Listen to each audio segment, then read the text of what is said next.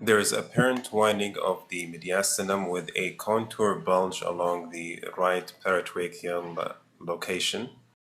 In addition, this opacity exerts minimal mass effect on the right-sided tracheal wall without major compromise of the airway. Seeing this abnormality, you might think about multiple differential diagnoses for mediastinal widening. However, have you noticed the absence of the aortic bulge on the left? Due to the absent bulge on the left, you don't have your classic aortopulmonary window. This is consistent with a right-sided aortic arch. The two main types of right-sided aortic arch are right-sided arch with mirror image branching and a right-sided arch with an aberrant left subclavian artery. Although both types are difficult to differentiate on a chest X-ray, there is a neat hint that you could use on the lateral radiograph.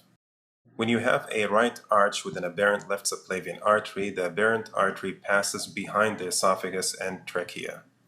This is compared to a right-sided arch with mirror image branching, where nothing passes behind the esophagus or trachea. In a normal lateral radiograph, the retrotracheal space should be lucent and empty. Here you have an opacity that fills the space and displaces the trachea anteriorly. Given the presence of a right-sided aortic arch and fullness in the retrotracheal space, this is more likely to be a right arch with an aberrant left subclavian artery.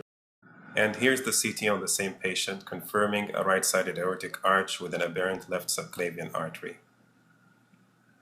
As you notice that there is dilatation of the origin of the aberrant left subclavian artery, my question to you is, what do you call this?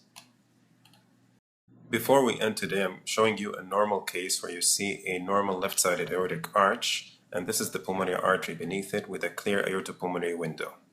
And here's a normal lateral chest radiograph showing you a very clean and clear radiolucent retrotracheal space without deviation of the trachea anteriorly. That's it for today. More cases later. Thanks for watching.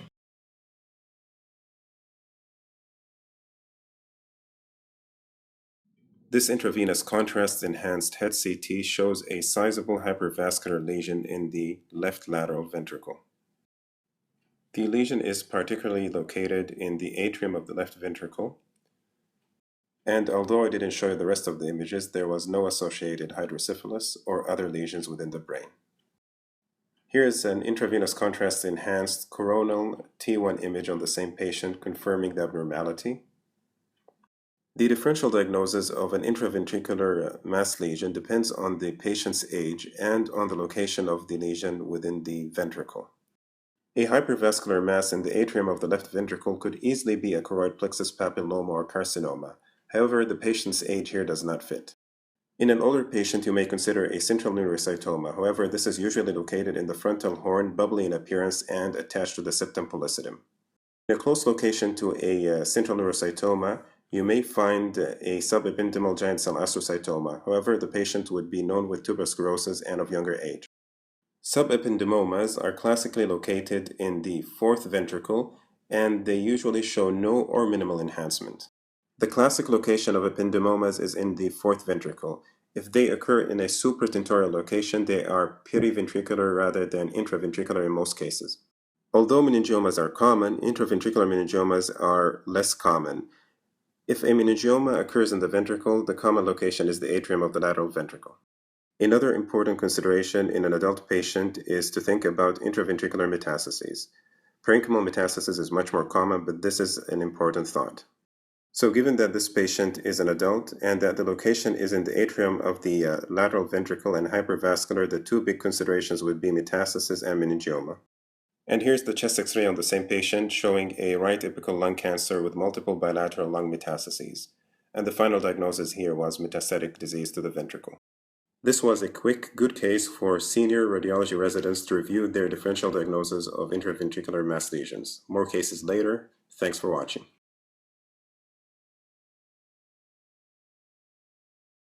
This is a 44-year-old female patient with renal failure and a long-standing dialysis catheter. The clinician had difficulty in removing the dialysis catheter. There is soft tissue fullness at the entry site of the dialysis catheter, which is likely due to focal hematoma due to the recent catheter manipulation. The catheter itself assumes a normal course running in the brachiocephalic venous location, then into the SVC and terminating in the upper right atrium. Up till now, the CT did not give a good explanation for why the catheter is stuck there and could not be removed by the clinician. If you change to a bone window and adjust your contrast a little bit, you could better appreciate the components of the catheter. As seen here, it's a dual lumen catheter. You will also appreciate that the catheter is not surrounded by any abnormal calcific densities. This is in comparison to the brachiocephalic segment of the catheter where interrupted surrounding calcifications are noted. I will give you a better chance to look at the catheter course where no surrounding calcifications are seen, and then as you go below, you're going to see some surrounding calcific densities. One of the known complications of a long-standing catheter is the formation of a surrounding fibrin sheath, which may calcify or not. Whether calcified or not, a fibrin sheath would make removal of a catheter more difficult, such as in this case. The teaching point from this case is to know the complication of fibrin sheath with long-standing catheters and to adjust your window to make sure you check for calcifications related to that. That's it for today's case. Thanks for watching. More cases later.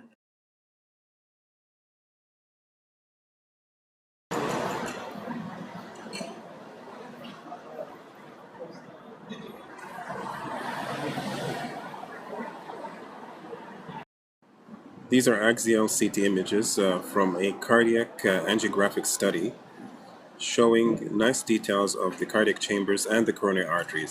If you follow the patient's coronary arteries, you'll notice that they are very well opacified with no associated plaques. Of course, you need to see this in multiplanary formats. However, the abnormality is that of a cardiac chamber rather than a coronary artery. On a single image, it's difficult to identify which phase of the cardiac cycle this image was acquired at. However, the opened mitral valve suggests a diastolic phase. Diastolic phases are the phases where the ventricular chamber is largest and the myocardium should appear the thinnest. Despite of that, there is unusual thickening of the ventricular apex without thickening of the remainder of the myocardium. This kind of focal apical thickening is highly suggestive of apical hypertrophic cardiomyopathy. This image is from the cardiac MRI on the same patient. The plane is a 4-chamber plane, while the acquisition is delayed gadolinium enhancement. On such a cardiac MRI acquisition, the normal myocardium should appear pitch black as you see it in these areas. Any areas that appear bright on this acquisition denote fibrosis, edema, or deposition disease within the myocardium. Concentrating on the cardiac apex, you'll notice that there is brightness consistent with enhancement. In the context of hypertrophic cardiomyopathy, this is consistent with fibrosis. This is a neat case that shows two features of hypertrophic cardiomyopathy. The first is myocardial thickening, and the second is enhancement secondary to fibrosis on MRI acquisition. Here's a normal cardiac CT to compare with the prior image. In a normal patient, there are no areas of myocardial thickening. Indeed, in a normal case, the thinnest area may be the apical cap. This even has a name known as the apical thin point. So today we saw two cases comparing the normal apical thin point with a case of hypertrophic cardiomyopathy. Thank you for watching. See you later.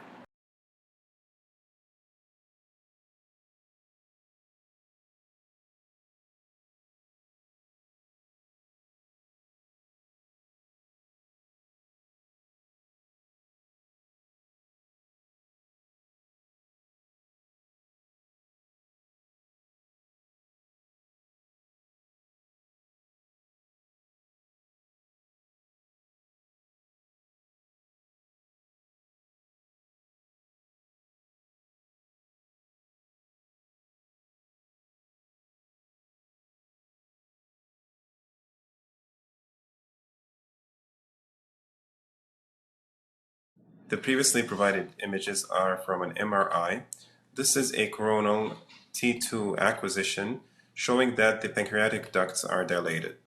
You will notice that both the side branch ducts of the pancreas as well as the main pancreatic duct are dilated.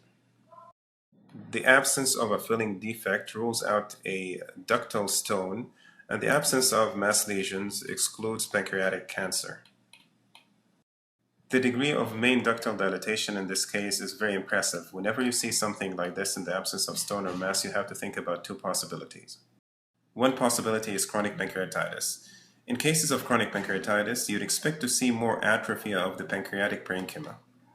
Another feature that you could see with chronic pancreatitis is susceptibility from calcifications. We know that we could miss that on an MR, so if you're thinking about it, a CT might be useful. The other consideration, which would be very important to think of, is something called Intraductal Papillary Mucinous Neoplasm, Ipmn. As radiologists, we are fully aware that Ipmn might represent itself as a cystic pancreatic lesion. However, it's very important to remember that such neoplasms may present as pure pancreatic ductal dilatation. The ductal dilatation is a result of increased mucin production with such neoplasms. The three types of this neoplasm would be the main duct, the side branch, and the mixed. The issue with Ipmn is that they may be benign or they might have malignancy. If the type is that of side branch, the malignancy risk is less. The risk of malignancy is much higher when you have involvement of the main pancreatic duct, such as what we see on this case.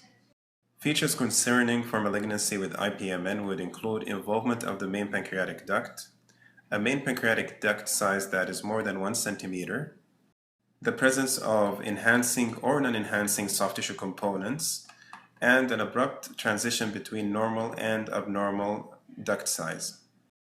Ipmn has the classic feature on endoscopy of showing a bulging papilla that oozes mucin. And this case is neat in showing you that bulging papilla at the junction with the duodenum. And here's the coronal image showing you ductal dilatation with a bulge surrounding it at the ampulla of Vater. The teaching point from this case is to remember that Ipmn is not only a cystic lesion, it could present as pure dilatation of the pancreatic ducts. See you later.